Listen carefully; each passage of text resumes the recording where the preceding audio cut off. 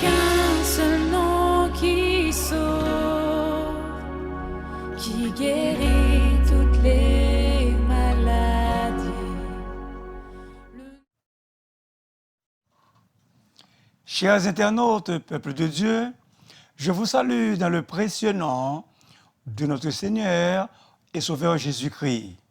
Aujourd'hui, par la grâce de Dieu, nous allons considérer ensemble 1 Timothée, chapitre 4, les versets 13 à 16.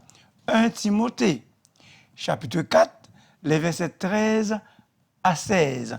Et je fais la lecture. C'est l'apôtre Paul qui parle à son enfant dans la foi, Timothée. Jusqu'à ce que je vienne, applique-toi à la lecture, à l'exhortation, à l'enseignement. Ne néglige pas le don qui est en toi et qui t'a été donné par prophétie avec l'imposition des mains de l'Assemblée des Anciens. Occupe-toi de ces choses, donne-toi tout entier à elles, afin que tes progrès soient évidents pour tous. Veille sur toi-même et sur ton enseignement. Persévère dans ces choses, car en agissant ainsi, tu te sauveras toi-même et tu sauveras ceux qui t'écoutent. Parole du Seigneur. Encore, je vous salue dans le précieux nom de notre Seigneur et Sauveur Jésus-Christ. Pourquoi lire et comment méditer la Bible, la parole de Dieu?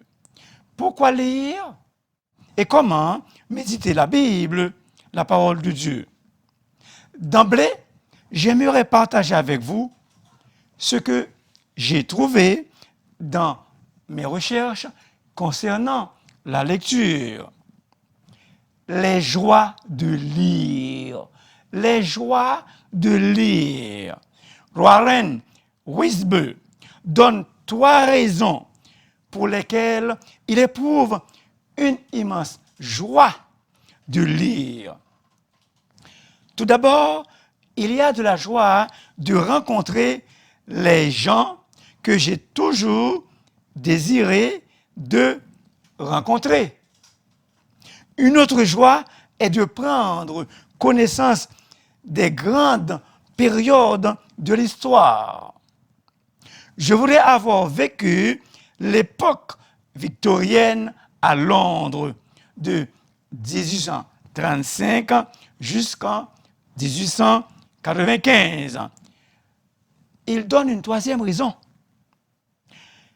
Une troisième joie que j'ai à lire est de prendre contact avec de grands enjeux. Tout un chacun est un philosophe parce que tout un chacun a un point de vue. Avez-vous des joies de lire? Peuple de Dieu, vous et moi, avons-nous des joies de lire? Encore, selon Warren Wiersbe, si vous passez 30 minutes chaque jour à étudier un sujet, la médecine vétérinaire par exemple, en 10 ans, vous avez l'équivalent d'un PhD. C'est-à-dire, vous avez un doctorat. Est-ce que vous êtes avec moi? Les gens qui lisent ont une large connaissance et sentent qu'ils peuvent aller d'un sujet à un autre, d'une ligne de pensée à une autre. John Wesley avait une seule passion. C'est la passion de lire. Il avait une passion pour la lecture. Et la plupart des livres qu'il a lus, il les a lus alors qu'il était sur le dos d'un cheval. Quelquefois, il parcourait des kilomètres sur son cheval pendant une journée. Et il lisait profondément des livres portant sur un grand nombre de sujets. C'était son habitude, John Wesley, de voyager avec un livre de médecine, d'histoire ou de science placé sur le pommeau de la selle.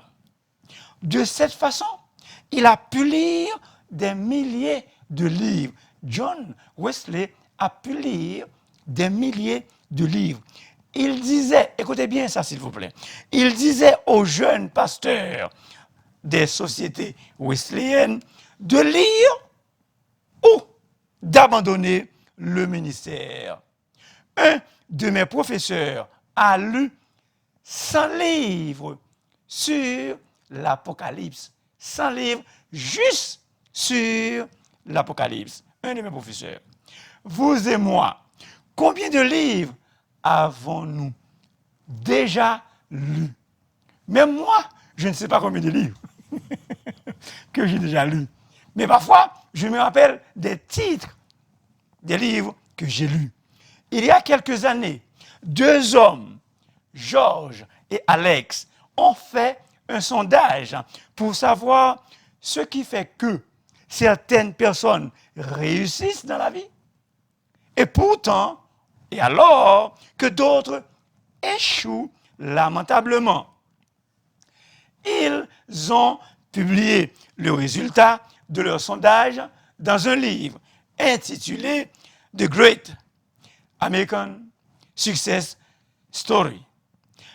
L'une de leurs trouvailles est celle-ci. Écoutez bien s'il vous plaît. Les gens qui réussissent sont des grands lecteurs. Les gens qui réussissent sont des grands lecteurs. Les sondeurs ont découvert que la lecture est essentielle. Les sondeurs ont découvert que la lecture est,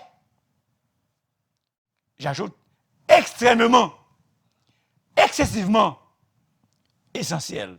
Maintenant, notre texte, 1 Timothée chapitre 4, les versets 13 à 16. Jusqu'à ce que je vienne, applique-toi à la lecture, à l'exhortation, à l'enseignement. Jusqu'à ce que je vienne, démontre que l'apôtre Paul a l'intention de retourner où? À Éphèse. Écoutez ce qu'il a dit. Je t'écris ces choses avec l'espérance d'aller bientôt vers toi. Et donc, jusqu'à ce que l'apôtre arrive, jusqu'à l'arrivée de l'apôtre Paul, Timothée doit continuer d'édifier l'Église par les révélations de la parole de Dieu. Ainsi, l'apôtre Paul décrit à Timothée les 3 principales tâches suivantes. Il doit s'appliquer d'abord à la lecture publique. À la lecture publique. Dans nos traductions, mais dans le grec, vous allez trouver ça, c'est une lecture publique. À la lecture publique. À l'exhortation et à l'enseignement. Le verbe applique constitue la forme impérative de proséco.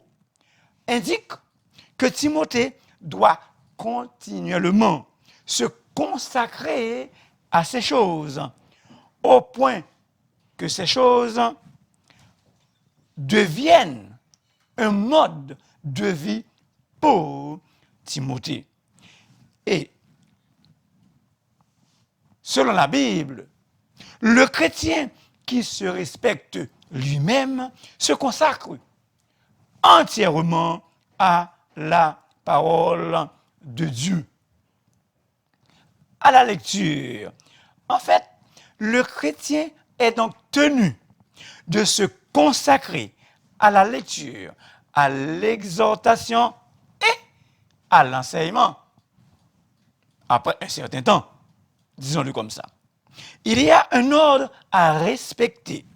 Tout d'abord, l'apôtre met l'accent sur la lecture en public de la parole de Dieu. Le verset 13 nous rappelle Néhémie, chapitre 8 et le verset 8. Je lis, il lisait distinctement dans le livre de la loi de Dieu et ils en donnaient le sens pour faire comprendre ce qu'ils avaient lu. Jésus aussi lisait les Écritures et ce, dans la synagogue de Nazareth.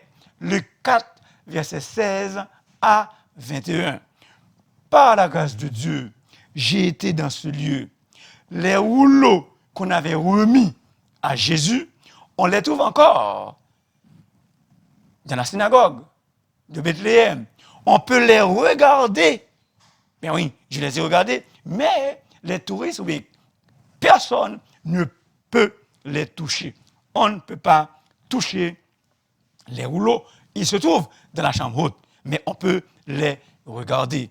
Dans ce verset 13, qui concerne la lecture publique, nous ne devons cependant pas exclure la pensée de la méditation personnelle. Avant que Timothée ne puisse exhorter les autres et leur enseigner la parole de Dieu, il fallait tout d'abord que celle-ci, la parole de Dieu, imprègne sa propre vie. Timothée sera un bon serviteur s'il se nourrit lui-même d'abord de la parole de Dieu. Ne néglige pas le don qui est en toi, qui t'a été donné par l'imposition des mains de l'Assemblée des Anciens. Imposer les mains est un geste de consécration que l'on retrouve déjà dans l'Ancien Testament. Deutéronome 34 et le verset 9. L'expression « l'Assemblée des Anciens », le terme grec « presbytéou » désigne un groupe d'anciens dans l'Église ou un conseil d'anciens. Ces hommes réunis forment un groupe reconnu sur le plan biblique. Le don de Timothée était confirmé par l'imposition des mains de l'Assemblée des Anciens. Encore, par la grâce de Dieu, depuis le 6 janvier 1990, le directeur du district Saint-Laurent, le révérend J.S. D. Jespersen, et un conseil d'anciens dans une église locale à Montréal, m'a installé par la grâce de Dieu, m'a consacré pasteur dans une église. Et en réalité, c'est le travail du Saint-Esprit de Dieu. Occupe-toi de ces choses. Donne-toi tout entier à elles. Quelles sont ces choses? Je vous les ai déjà dites. La lecture, l'exhortation et l'enseignement. Timothée devait prendre ces choses à cœur, à l'exhortation. Après la lecture des Écritures, Timothée devait exhorter les croyants en se basant sur ce qui avait été lu. Et ensuite, il devait enseigner les grandes doctrines de la parole de Dieu. Maintenant, à l'enseignement. Il s'agit de l'enseignement systématique fondé sur la parole. Écoutez encore, s'il vous plaît, un verset. Attaché à la vraie parole, telle qu'elle a été enseignée, selon la saine doctrine, afin de réfuter les contradicteurs. L'exhortation sert à mettre les gens au défi d'appliquer les vérités qui leur ont été enseignées. L'exhortation permet d'inciter les croyants à obéir fortement. Elle peut prendre, l'exhortation, elle peut prendre la forme d'un reproche, d'un avertissement ou d'un conseil ou d'une parole réconfortante. Maintenant, résumons. Lecture biblique de la parole. Lecture publique de la parole de Dieu. Exhortation et l'enseignement. Timothée devait s'attacher à s'entraîner constamment dans ces domaines et à en faire son mode de vie. Vous vous rappelez? Pour Josué, c'était l'attachement total à Dieu et à sa parole. Encore et encore, c'est la même chose. Ainsi, pour Timothée, il doit absolument veiller à son attachement à Dieu et aussi à sa parole. Maintenant, la question, pourquoi lire? Pourquoi lire la parole de Dieu? La Bible nous dit, pour ne pas pécher contre lui. Je serre ta parole dans mon cœur afin de ne pas pécher contre toi. Le verbe serre a le sens de méditer. Pourquoi lire la parole? Pour résister contre le diable. N'oubliez jamais que Jésus a utilisé la parole pour démolir Satan dans le désert. Maintenant, écoutez bien, s'il vous plaît, une lecture. Pourquoi lire la parole de Dieu? Les bienfaits de la lecture, écrit par Emily Wesleyan. Les bienfaits de la lecture. Savez-vous que Warren Buffett passe 6 heures par jour à lire? Quelqu'un passe 6 heures par jour à lire. Bill Gates, l'un des hommes les plus riches au monde, il a au moins lu 2 livres par jour. Elon Musk aussi a grandi en lisant jusqu'à 2 livres par jour. Et donc, la lecture apporte son lot de bénéfices. Pour ma part, Emile Wesleyan, elle dit, pour ma part, j'ai commencé à lire sérieusement et de mon propre gré à l'âge de 10 ans. Et je peux honnêtement dire que ça a changé ma vie. La lecture m'a permis de vivre des expériences extraordinaires et m'a été bénéfique académiquement, au secondaire, au cégep et à l'université. Pourquoi lire? Parce que la lecture stimule le cerveau. Lire garde le cerveau actif. Ce type de stimulation mentale peut ralentir l'évolution de la maladie d'Alzheimer et de la démence. La lecture agit un peu comme un entraînement pour le cerveau. Comme l'entraînement physique, plus vous exercez ces muscles, plus il est efficace. La lecture augmente le vocabulaire.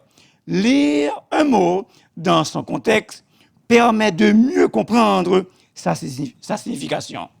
Après avoir lu un mot plusieurs fois dans différentes histoires, il n'est plus nécessaire d'utiliser un dictionnaire pour en connaître et comprendre sa définition.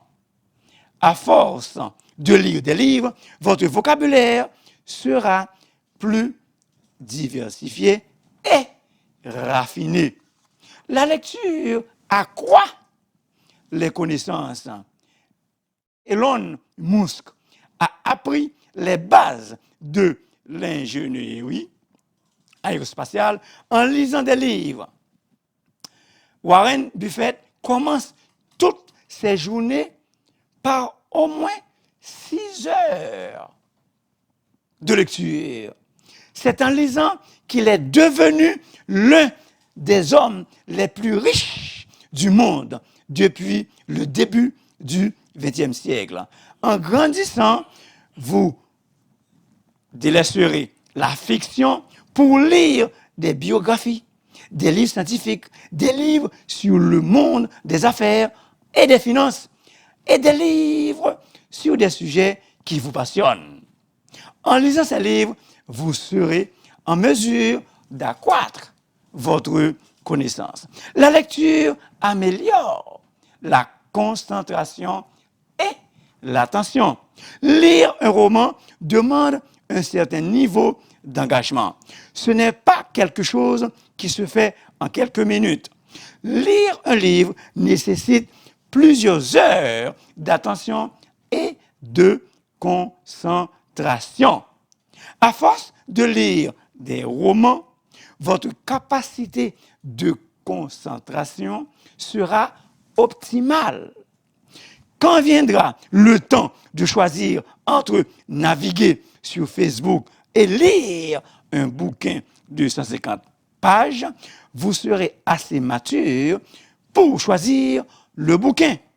Si vous tombez sur une excellente histoire ou une belle plume, vous ne verrez pas le temps passer. Et enfin, la lecture améliore la rédaction. Au cours de mon parcours académique, je n'ai jamais eu de difficulté à écrire, même si mes cours de français n'étaient pas mes préférés. Réussir n'était pas un problème. Après avoir lu un mot des centaines de fois, vous ne douterez jamais son orthographe. À 15 ans, j'ai écrit mon premier roman. À force de lire des livres, je savais instinctivement comment bâtir une histoire et la raconter tout en développant mon style littéraire. Écoutez bien, s'il vous plaît, ce qui suit. La lecture apaise l'esprit et développe les capacités d'analyse. Écoutez encore, s'il vous plaît. Il, ou bien elle, Émilie, elle.